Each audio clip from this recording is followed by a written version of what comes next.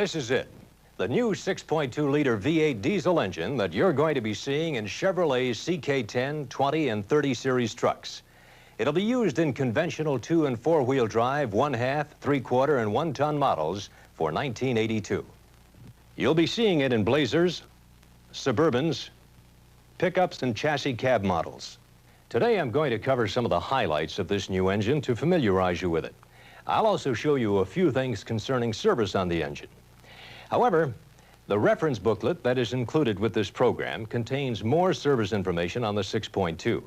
After you've finished viewing this portion of the program, read through the booklet and see exactly what is different in the way of service about this engine.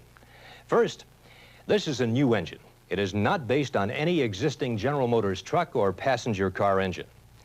Now, when I say it's new, I don't mean that this is a completely revolutionary new engine that has concepts and designs that you've never seen. No, a diesel engine is a diesel engine. It has pistons, valves, a crankshaft, camshaft, and other familiar components. When I say that it's new, I mean that it's not a beefed-up version of an existing engine. In fact, there is nothing interchangeable between this engine and any other GM engine. Construction-wise, this engine is heavy-duty for heavy-duty applications. Now let's spend a few minutes looking at some of its design features. The 6.2 is a V8 with a 90-degree configuration. It is a 4-cycle operation and naturally aspirated, meaning it doesn't have a turbo for air induction. It's an over-square design. That is, the bore is larger than the stroke. This assists in reducing engine friction. Specifically, the bore is 101 millimeters, or 3.98 inches, and the stroke is 97 millimeters, or 3.80 inches. This gives an overall displacement of 6,217 cubic centimeters, or 379.4 cubic inches. The compression ratio for this engine is 21.5 to 1. The resulting torque is 240 foot-pounds, and the engine develops 130 net horsepower. One of the design features adding to the efficiency of this engine is the pre-combustion chamber, which is located in the cylinder head. This pre-combustion chamber, which is of the Ricardo Comet 5 design, is highly efficient and has excellent emission control characteristics. Here's another design feature. The cylinder heads have 5 bolts positioned around each cylinder to provide a more effective seal. The crankshaft is made of nodular iron with deep-rolled undercut fillets for improved fatigue life. In addition, the crankshaft utilizes an external torsional damper to reduce vibrations.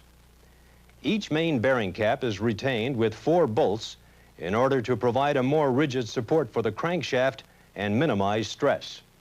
A combination intake manifold and crossover is used on the 6.2.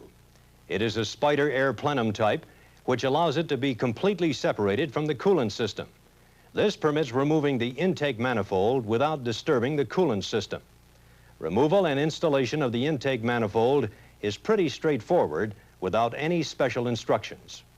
Roller hydraulic valve lifters are also included in the 6.2. This type of lifter is designed for low friction, not only reducing wear on itself, but also on the camshaft. Incidentally, the camshaft is made of forged steel. Here's an area where extra care is required during service. It's important that the lifter guide plates are properly installed. Otherwise, the lifters will not operate freely. As shown here, the guide plate and lifter must be positioned so that the lifter does not bind on the edge of the plate. After installing the guide plates and clamps, rotate the crankshaft 2 complete revolutions so that the camshaft is rotated 360 degrees. This will ensure that the lifters are operating properly. Here's something else important to take note of. The push rods have a different degree of hardness at each end. You can't tell the difference in hardness by just looking at them, so they could accidentally be installed the wrong way. If they are installed incorrectly, the softer end will wear faster than normal, resulting in an engine malfunction.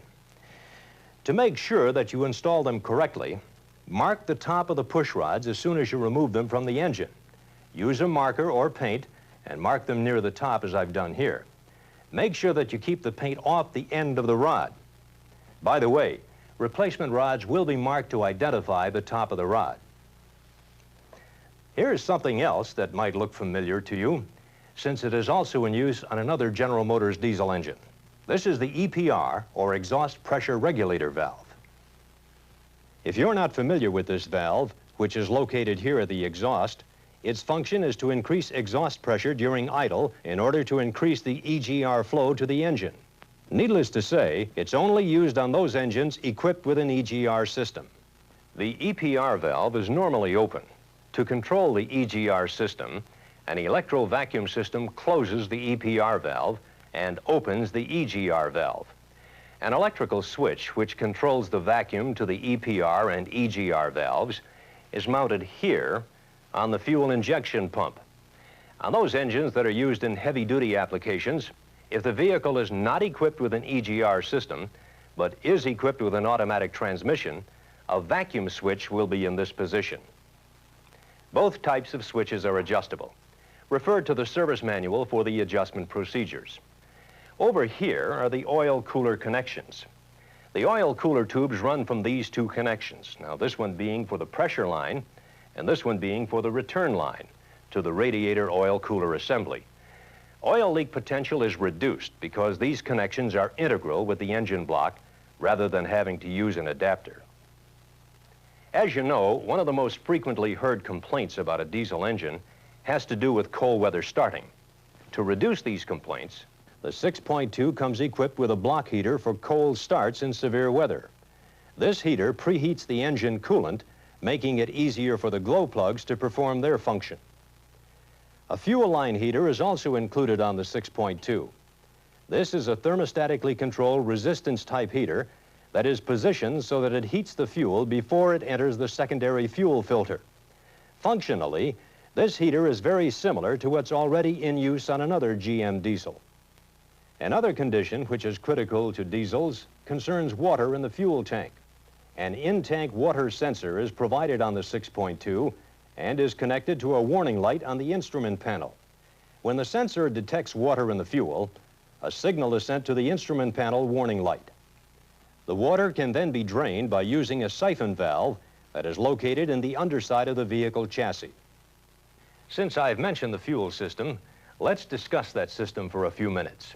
In a gasoline engine, the quality of the fuel is important, but not nearly as critical as it is in a diesel engine. Water or any type of contaminant in diesel fuel can create quite a problem in the operation of the diesel engine. To remove contaminants from the diesel fuel system, the 6.2 is equipped with two fuel filters. This is the primary fuel filter, and it is mounted on the bulkhead in the engine compartment. You may have noticed that this is the same type of filter that is used on larger trucks. Right here at the bottom of the filter, a water drain valve permits draining water that is caught by the filter. Open this valve and the one on top until all the water is drained out. Then make sure that you close both valves. Fuel moving through the fuel system flows from the primary filter through the fuel line to a secondary filter just ahead of the injection pump. This secondary filter further guards against contaminants entering the fuel injection pump. By the way, when replacing either this filter or the primary one, fill the filter with fuel before installing it. And this is the Rusamaster fuel injection pump. The operation of this pump is very similar to pumps used on other GM light-duty diesels.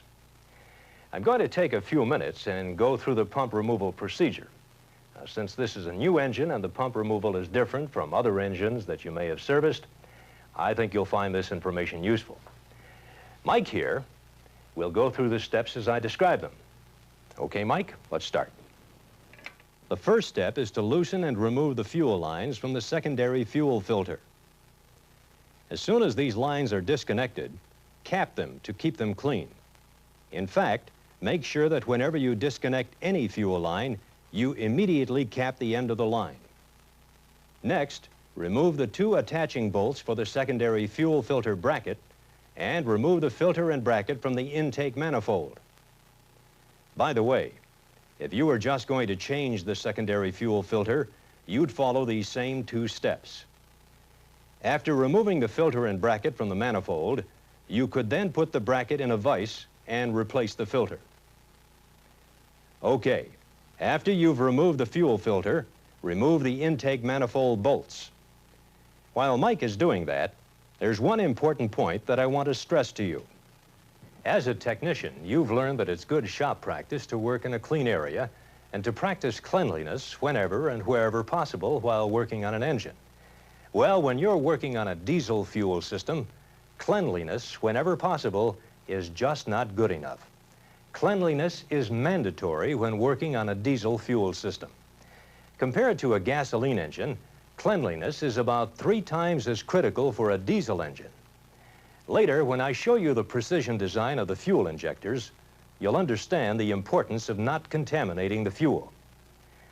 Okay, Mike should be just about ready for the next step.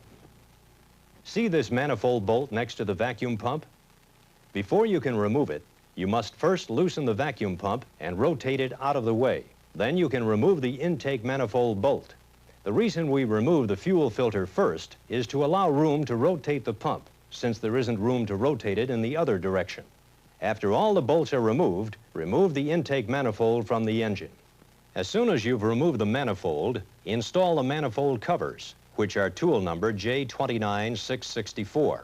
These covers are very important in order to prevent dirt from getting into the ports. Use a manifold bolt to retain the covers at each EGR port. Even though you'd normally remove the gasket, we'll leave it in place at this time. Since I mentioned the manifold bolts, a quick point about the fasteners on this engine. Most of the internal fasteners on the 6.2 are metric. However, if you have to replace a fastener on this engine, check the shop manual to make sure that it is metric and not English. There may just be an English fastener used instead of a metric one, so always check to be sure. Okay, next, disconnect all electrical wires and vacuum hoses from the fuel injection pump. Remove the oil filler pipe. Do this by removing the 2 nuts holding the pipe bracket. Then just pull the pipe from the engine. There is also a grommet in the hole from where you remove the pipe. Remove this grommet for better accessibility for the next step. After you've removed the oil filler pipe and grommet, 3 attaching bolts for the pump drive gear will be accessible. These bolts attach the pump drive gear, which meshes with the camshaft gear, to a flange on the pump. Turn the engine by hand until each bolt is aligned for better accessibility, and remove the 3 bolts. If there is a lot of resistance to turning the engine, remove a couple of glow plugs to lessen the resistance. After the 3 bolts have been removed, disconnect the fuel inlet pipe from the fuel injection pump. Mark the fuel delivery lines that go to the injectors and disconnect them from the pump. Be sure that the pump and front housing assembly are aligned according to the alignment marks on them. It's possible that they are not perfectly aligned. If that's the case, you should accurately mark the pump and housing before removing the pump so the relationship between them doesn't change when you reinstall the pump. Remove the 3 nuts holding the pump to the front cover assembly and remove the pump from the engine. Now, for installing the pump, there are a few important points to remember. One of them is to make sure that you line up the locating pin so that it goes into the correct hole in the drive gear. Take extra care doing this. Otherwise, you'll end up with a locating pin in one of the bolt holes. Also make sure that the pump and front housing assembly are aligned according to the way you mark them. Once the pump is installed, remove the paint marks that you used for the alignments. When connecting the fuel delivery lines at the pump, connect the ones on the bottom first. If you connect the top ones first, you won't have enough room to get to the bottom ones.